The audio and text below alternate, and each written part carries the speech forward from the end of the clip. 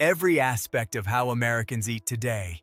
The freezer aisle glowing blue at the back of every supermarket, the wheeled carts built for bulk shopping, the dual-income kitchen where nobody has time to simmer a stock, the processed foods stacked 4 shelves high in colored boxes. None of it evolved gradually. It did not drift into American life across a slow century. It arrived, almost all of it, between the winter of 1941 and the autumn of 1946. 5 years. That is the window. Compressed into those 5 years of wartime transformation is the structural blueprint of the American kitchen as you know it. The supply chains, the agricultural methods, the labor patterns, the packaging, the nutrition rules, the retail format, even the very idea of convenience. Here is the story we do not tell, the quiet upheaval that reshaped the American table long before anyone noticed it had happened. Picture an American kitchen in 1940. It is not quite the kitchen your great-grandmother kept in 1910. There is electricity now, a refrigerator with a small freezing compartment the size of a shoebox, a gas range, perhaps a radio humming, on the counter. But in many deeper ways, it still belongs to the 19th century. Flour is bought in cloth sacks. Milk arrives in glass bottles from a local dairy, often still warm from that morning's delivery. Vegetables come from a corner grocer who sources from farms within 100 miles, their crates stamped with the county of origin. Meat is cut by a butcher who knew your father. A woman, and it is almost always a woman, spends on average 5.5 hours a day on food preparation and related housework. Bread is baked at home more often than not. Canning is a seasonal ritual, not a convenience. Chicken is a Sunday luxury, priced higher than beef. The word supermarket exists, but only a few hundred true supermarkets operate in the entire country, mostly clustered around New York, Chicago, and Los Angeles. The A&P, the Great Atlantic and Pacific Tea Company, runs more small neighborhood stores than any competitor, but it has only begun experimenting with the larger self-service format that would later define American retail. Food, in 1940, is still largely local, largely seasonal, largely prepared from raw ingredients by hand. That entire architecture, economic, agricultural, domestic, was about to be demolished and rebuilt in under 60 months. The detonation point is December 7, 1941, Pearl Harbor. Within weeks, the Roosevelt administration begins assembling a food supply machine more coordinated than anything the United States had ever attempted, even during the First World War. At the center of it stands Claude Wickard, the Indiana-born farmer and former hog breeder who had been appointed Secretary of Agriculture in September 1940. Wickard is not a flashy figure. He speaks plainly, wears modest suits, keeps a calendar packed with meetings involving canners, grain brokers, and dairy associations. But the man holds, in 1942, more direct authority over what Americans grew and ate than any agriculture secretary in the nation's history. Alongside him works Henry Wallace, the former agriculture secretary turned vice president who pushes hard for what he calls the century of the common man. Cheap calories, fortified staples, abundance by policy. And hovering over all of it, Eleanor Roosevelt tours defense plants and Victory Gardens, writes her My Day column about meal planning under rationing, and gives ordinary women a sense that the kitchen itself has become a theater of the war effort. Food is no longer private. Food is now federal. The first industrial transformation comes in metal. The American tin can industry, which in 1940 had produced roughly 35 billion cans, found itself contracted by the War Department to supply nearly every ration pack, field kitchen, and forward-base pantry in the Pacific and European theaters.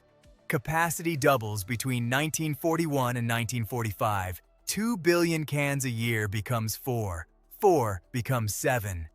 New canning plants open in Michigan, Ohio, Illinois, Iowa, built with government loans, staffed largely by women, engineered to can everything from Spam to peach halves to evaporated milk to condensed tomato soup. J. Hormel, the son of the founder of Hormel Foods, saw his canned pork and ham product, Spam, introduced in 1937, go from regional curiosity to global military staple. By 1944, Hormel is shipping over 15 million cans of Spam per week to Allied forces. American GIs complained about it, joked about it, hated it, and then came home habituated to the idea that meat could arrive sealed, in tin, last for years, and be opened with a key on a strip of metal. That psychological shift, meat as shelf-stable, meat as pantry inventory, would not leave them. Listen for it. That tiny metallic click as the key turns and the seam lifts, the hiss of pressurized air escaping a freshly opened can of condensed milk. That sound, barely a sound at all, becomes one of the defining audio textures of American kitchens for the next 40 years. At the same time, a parallel revolution is unfolding in cold. Clarence Birdseye had been experimenting with flash freezing since the 1920s, inspired by what he had observed among the Inuit while working as a fur trader in Labrador. Fish pulled from water at 40 below zero, freezing solid in seconds, thawing months later with the texture of fresh catch. By 1930, he had commercialized the process under the General Foods banner. But in 1940, frozen food is still a novelty. Home freezers are rare. Grocery stores lack freezer cases. Trucks capable of maintaining 0-degree cargo temperatures are almost non-existent outside of a handful of experimental routes between New York and Boston. The war changed that overnight.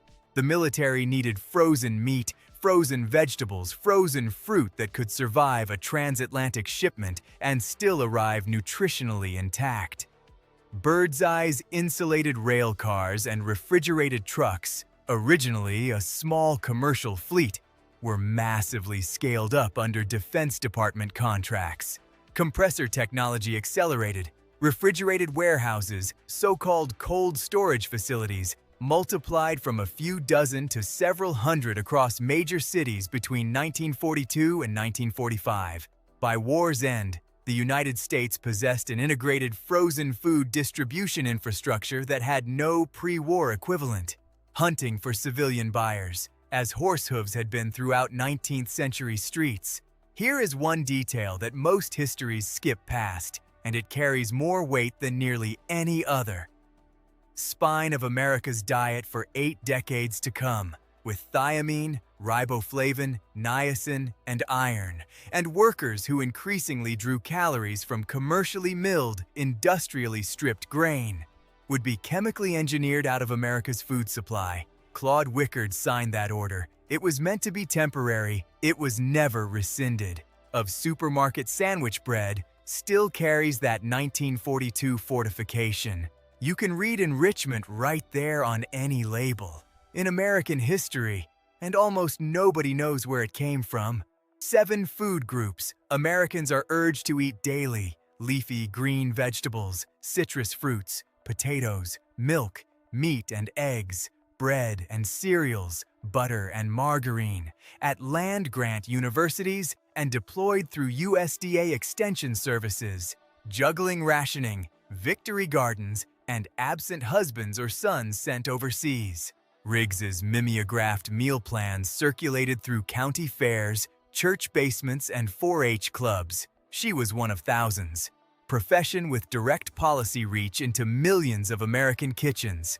Basic 7 would later be simplified in 1956 into Basic 4, and then, in 1992, reimagined as a food pyramid. Iteration traces its lineage directly back to that 1943 wartime chart. Pause on that thought for a moment. Propaganda effort aimed at keeping factory workers and soldiers functioning. Its pedagogical DNA reads like a mobilization poster. Now turn to labor. This is where transformation becomes social as much as industrial. Shipyards, Long Beach aircraft plants, Willow Run bomber factories, Huntsville munitions lines, bandana yellow painted background is not merely a nostalgic poster, it is a demographic fact. From roughly 27% in 1940 to nearly 37% by 1945, 10 percentage points in 5 years. Just wanting food, preparable in 20 minutes or less.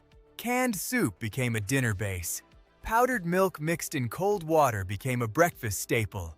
Saw surging demand because they required only eggs and water. Peanut butter, cheap, shelf-stable, rich in protein, became a lunchbox fixture. To two, and they did so out of pure necessity. Women did not suddenly decide to cook less. War decided for them. And here lies the part that sociologists emphasize and cookbooks omit.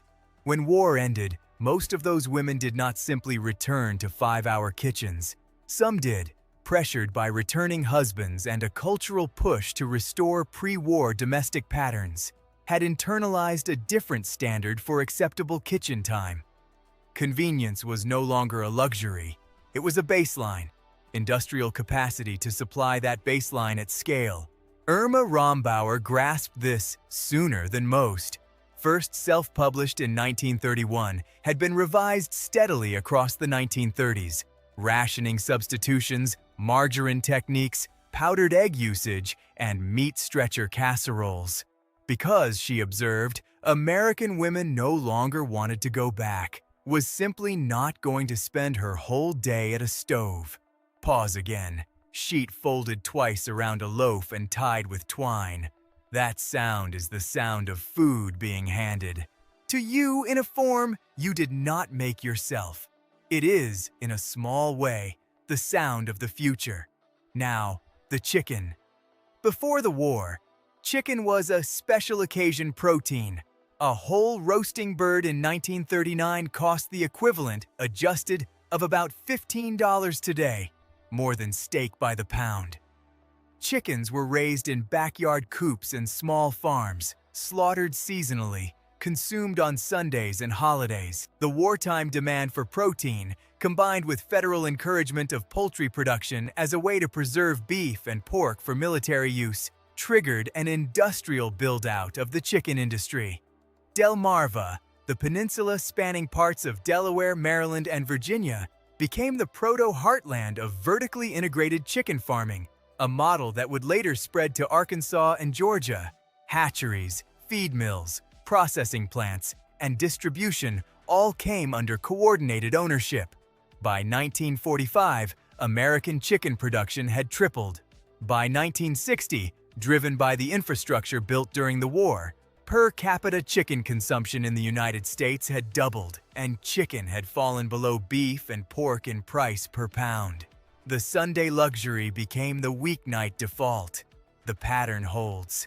To this day, Americans now eat more chicken than any other meat, and every bite of it traces back to wartime industrial mobilization. Soybeans follow a similar arc. Before 1941, soy was a minor American crop, grown mostly for forage and industrial oils.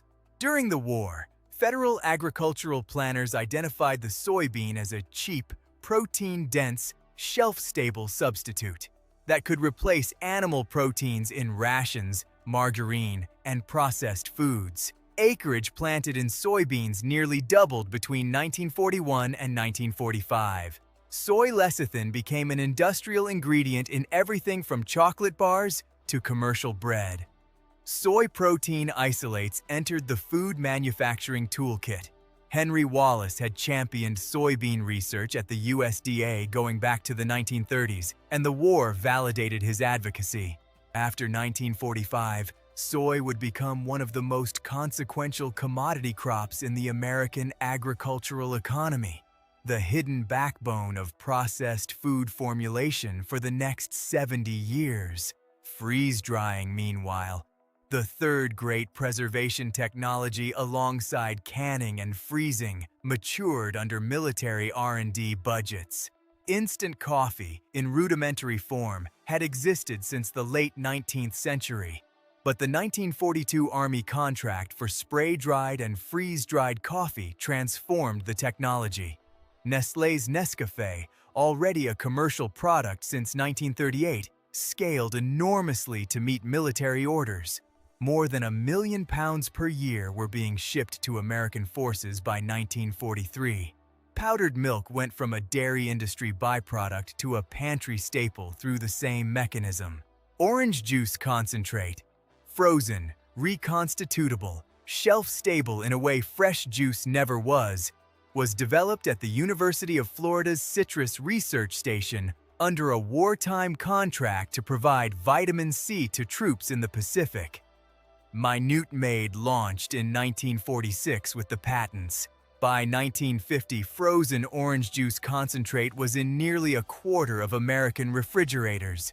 The metallic sweetness of powdered milk reconstituting in tap water, chalky on the tongue, thin compared to fresh dairy, is one of the definitive flavor memories of the 1940s and early 1950s. A generation grew up on it. A generation after that inherited the processed food palate it trained. Let us now talk about Coca-Cola, because no single company's war story better illustrates the compound effect. Robert Woodruff, president of Coca-Cola, made a commitment in 1942 that would, in hindsight, rank among the most consequential marketing decisions of the 20th century. He declared that Coca-Cola would be made available to any American serviceman anywhere in the world for 5 cents a bottle, regardless of the cost to the company. To honor that commitment, Coca-Cola negotiated sugar exemptions with the War Production Board, built 64 bottling plants abroad, in North Africa, Italy, the Pacific Islands, Germany, the Philippines, Iceland, and sent 3 Coca-Cola technical observers, known as Coca-Cola colonels, to every major theater. By 1945, over 5 billion bottles of Coke had been consumed by American service personnel overseas. The GIs came home having associated that specific sweet, caramel-forward, carbonated flavor with comfort, with home, with survival. And Coca-Cola had, in the process, built the physical distribution infrastructure for post-war global expansion. Coca-Cola's dominance of the international beverage market from 1946 onward is not a story of post-war marketing genius. It is a story of wartime logistics converted directly to commercial use. Leon Henderson, meanwhile, the blunt, cigar-chomping economist who ran the Office of Price Administration from 1941 to 1942, managed the machinery of rationing itself. Sugar, coffee, meat, butter, canned goods, shoes, gasoline, each rationed through a system of colored coupons and point values that millions of American women memorized. Henderson was not loved. He was openly disliked by business interests and frequently attacked in the press. But his rationing system, for all its friction, accomplished something historians now recognize as foundational. It trained the American consumer to think of food in abstract units, points, coupons, allotments, rather than in direct physical terms. That abstraction, that translation of food into a kind of currency, would later map perfectly onto the barcode, the unit price, the supermarket shelf tag economy. Rationing normalized the language of industrial food distribution, now the retail consolidation.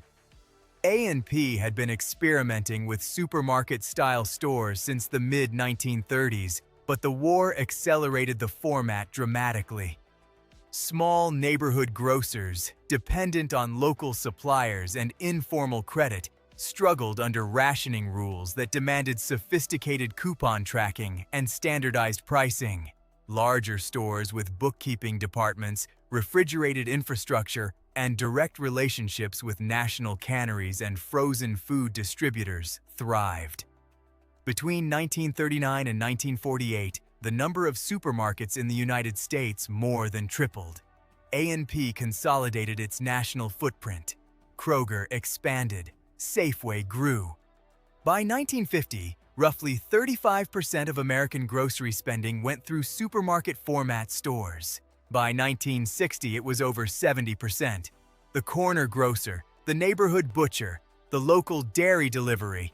These institutions did not die instantly, but their economic model was undercut during the war years by the industrial food system the war had built. Quick pause. Walk through a supermarket today. The freezer case, the can, aisle, the bread shelf with its enriched flour, the poultry section, the soybean oil bottled in plastic, the cereals fortified with the same vitamins first mandated in 1942, the concentrated orange juice in the frozen aisle. Almost every element of that store traces its lineage to a wartime decision made between 1941 and 1945. The store itself is a wartime artifact. And then, the restaurant story. 16 million Americans served in uniform during the Second World War.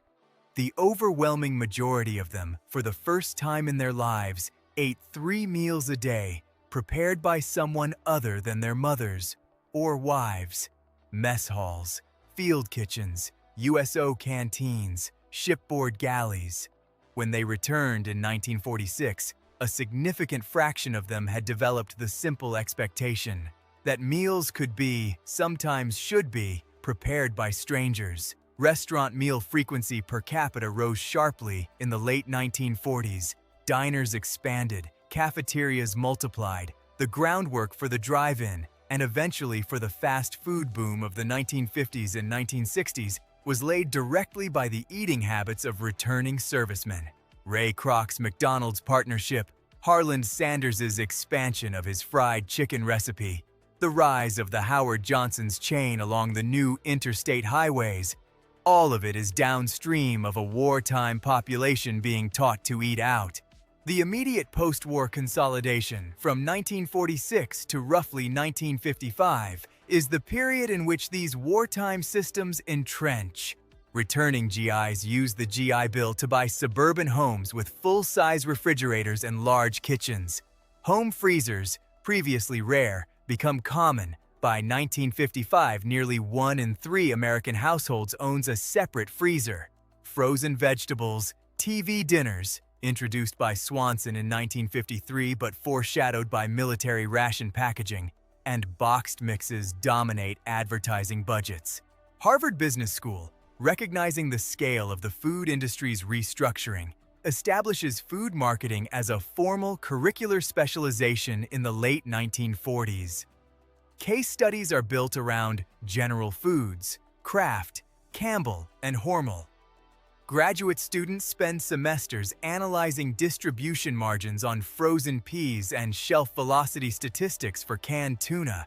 Food marketing becomes an academic discipline with its own journals, its own vocabulary, its own theorists. The American food industry, canneries, frozen food manufacturers, cereal makers, bakery conglomerates, dairy processors, emerges from the war as one of the most concentrated and capital-intensive sectors in the national economy, rivaling steel and automobiles in total employment and outpacing both in the sophistication of its consumer research. And the family farm, the small, diversified operation that had supplied most American cities with produce and protein since the 19th century, begins its long decline. The war had rewarded scale, federal price supports, coordinated purchasing contracts, fertilizer, and equipment allocations. All of it favored the larger commodity farm. When the war ended, the smaller farms could not compete with the consolidated producers who had built capacity during the conflict. Between 1940 and 1960, the number of American farms fell by nearly half. The average farm size doubled. The diversified farm, the one with a dairy herd, a chicken flock, a kitchen garden, a cornfield, and a hay meadow all on the same acreage, gave way to the single commodity operation. The infrastructure for industrial agriculture, monoculture plantings, centralized slaughter, national distribution, mechanized harvest, was laid between 1941 and 1945 and never unwound. What rural sociologists would later call the hollowing of the countryside was, in its industrial origins, a wartime phenomenon. Step back and look at what the war actually did.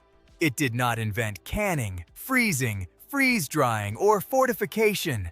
Those technologies existed before 1941. What it did was build, at federal expense and under military urgency, the industrial scale and the nationwide distribution infrastructure required to make those technologies the default mode of American food life.